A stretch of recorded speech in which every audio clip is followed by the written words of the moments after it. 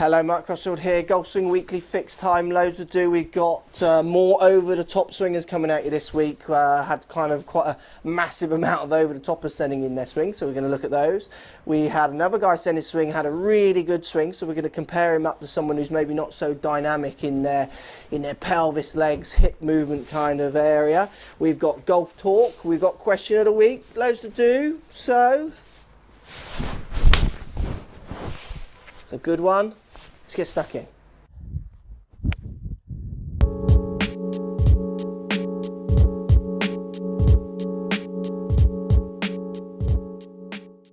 Okay, so we've got two swings here. Both of these players are quite keen to exit a long way to the right. In fact, the player on the right here exits so far to the right on the way through that he hits around the ball. So you can see him just blurring there because of the computer screen, and the image, the original image capture isn't that great, but he tops it into the ditch down here because he swings around the ball.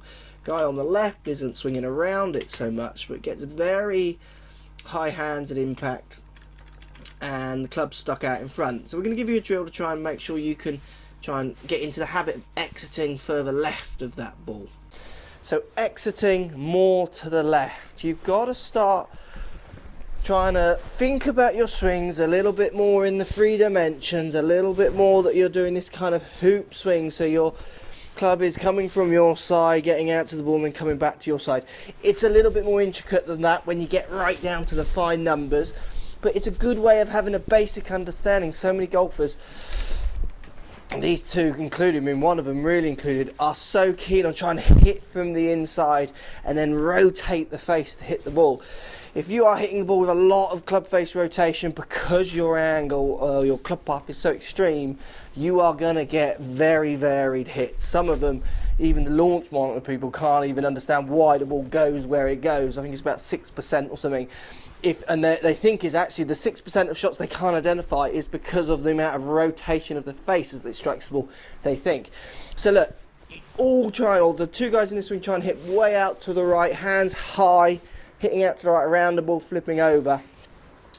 Good drill to try and think about your exit. You've got to start thinking about the club coming from where you come from, so from your side, getting out to the ball, but then coming more back to your side. You are not trying to hit in to out unless you want to push the ball to the right and shape the ball subject to where your face of the path is. They're the common, I mean you can still slice it doing that as well, but that's the more common kind of shots you see. You've got to start trying to get your club path to come from your side out to the ball and back to in your side. That's your swing thought. That's the idea you're going for. Good, simple little drill to try and get used to this feeling of hands lower and exiting left rather than high and out in front of you with the club having the flip to hit the ball straight.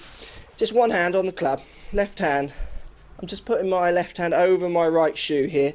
The club shaft here is parallel to my feet line. And all I'm going to do is drop the club on the ball and then try and point the head of the club towards the target and the butt end of the club back just in front of my legs and behind me here. So it's like a little chip but with one hand. Just chipping it forwards. What you guys are trying to do at high speed is from here you're trying to raise the handle while rotate the face to hit the ball. I mean, I'm not even going to do that here because I'm scared I'm going to hit the camera. So again, one-handed drill, right hand over my right foot, just supporting it with my right hand here, drop the club on the ball and try and point the club head at the target with the butt end of the club missing me and pointing at this back wall. What you can do on the third one, set the drill up, just drop the right hand on and just try and put it in two hands.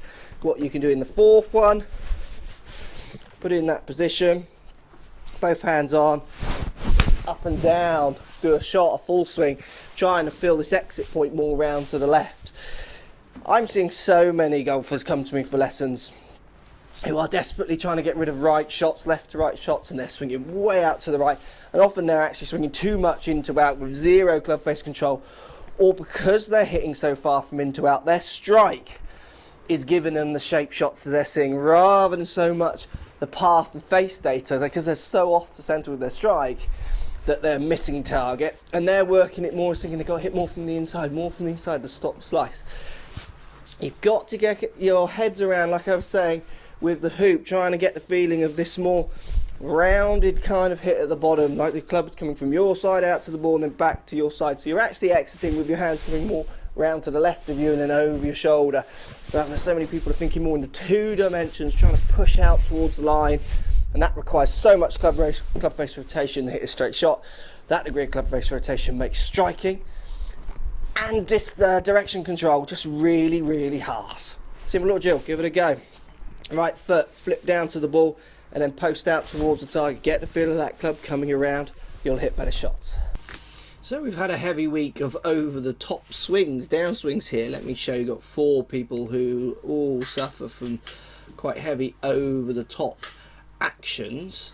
On each player we're seeing what I've talked about a lot in the show recently, where we see the shaft coming down. Let's say his hand plane's about there. The shaft plane is considerably steeper than the hand plane on the downswing.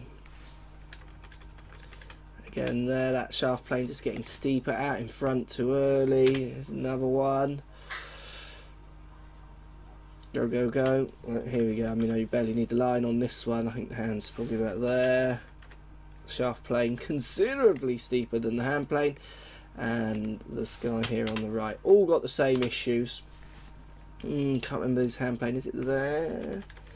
Yeah, not bad. And then we see the shaft plane trying to just get parallel to over the top of it.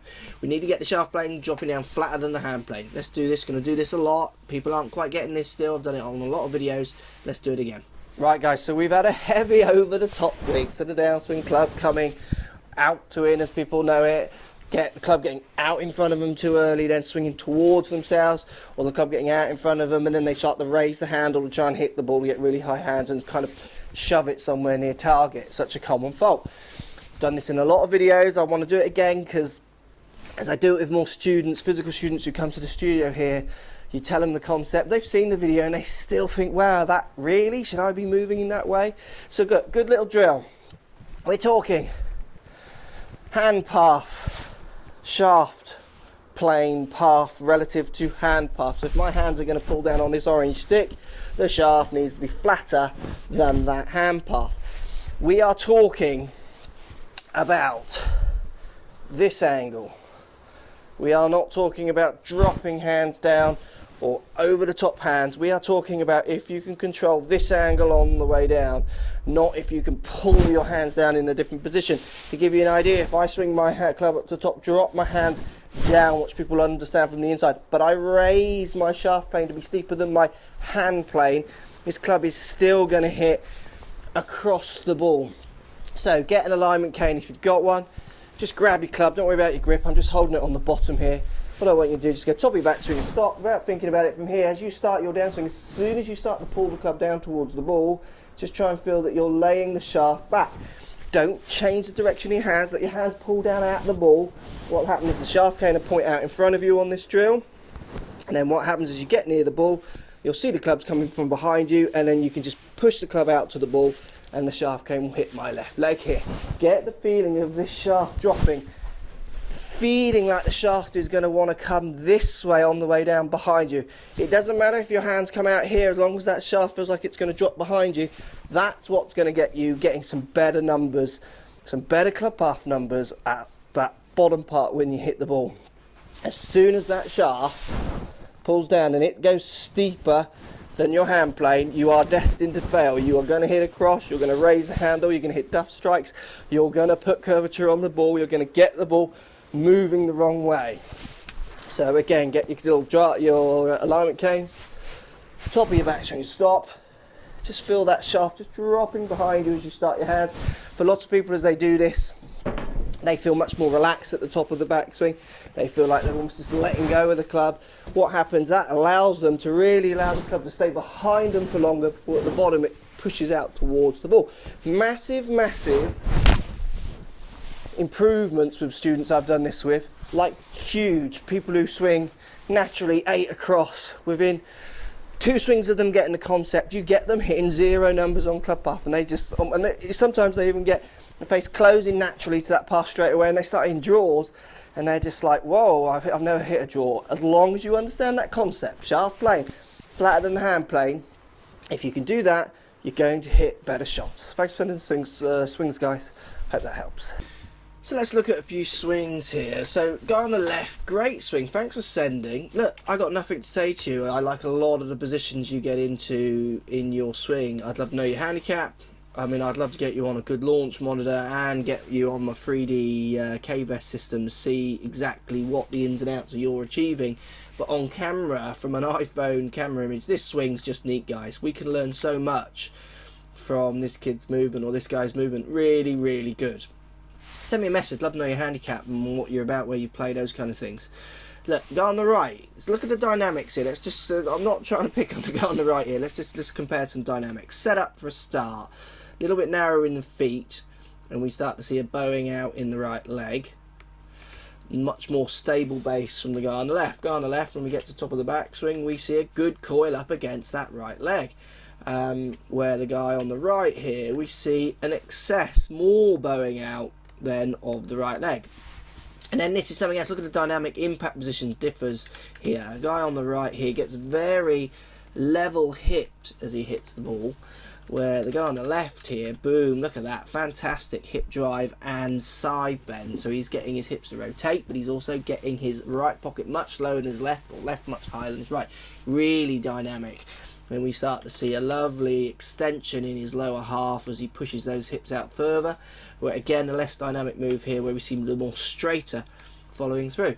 This guy on the right, probably fat shots, maybe a few cuts, those kind of things from that movement. Guy on the left, I'm sure, rips it a lot. So we can learn a lot from these good swings. Thanks for sending. Love to hear what you play off.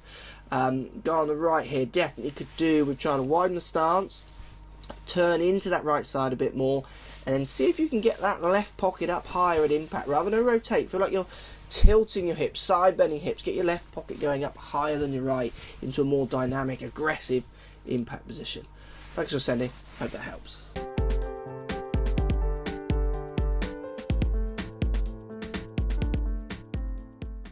Okay, question here from Facebook. Hi Mark, could you do a video about tips for helping children learn the golf swing? My 8-year-old son likes to come with me to the range, gets frustrated and disillusioned when things don't go well. Not sure where he gets that from. Good one. Any help to show us the Crossfield way should be appreciated. Kids getting stuck in, hashtag kids getting stuck in like that. Right, look, the main thing with kids, technique and what have you is important. The main thing you establish with some kids is a good connection with the club through the hands, just making sure they understand a few of the different positions. So twisting too much can cause the face to twist one way, not twisting enough can cause the face to move another way. Understanding a few stability issues through literally width for stance and just feeling balance, real basic stuff. And then understanding that they need to get the club moving with balance, get the club going, coming over right shoulder, over left shoulder. Really basic stuff while balanced. The main thing to do with kids is to engage them. Go to a range. This is a range, and I see kids come to the range and they have fun, but the fun is limited. Could you come to a range as a kid every day and hit balls into this massive field only 50 yards into it, you know, when they want to be hitting to the back? That is not the most engaging environment for kids. Get him enrolled in a local good kids class where they're thinking a little bit more out of the box.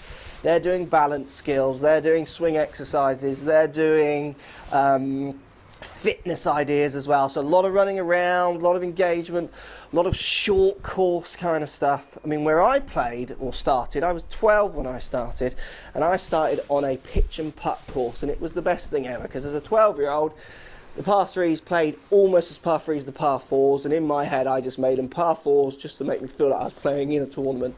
If you would have kicked me off out on a big course straight away, I reckon I'd have got disillusioned as well. Get the kids engaged. Give them some basic fundamentals. Sign them up to a program where people can talk to them a little bit about grip, stance and what have you. Kids programs generally aren't that expensive, but go to one where they're actually using some outside the box thinking and starting to get you to think about balance, getting them to think about fitness, getting them to think about golfing ideas to get them to play better. Get them engaged in a group of kids and they will love it. Hope that helps. Thanks for posting and good luck with it.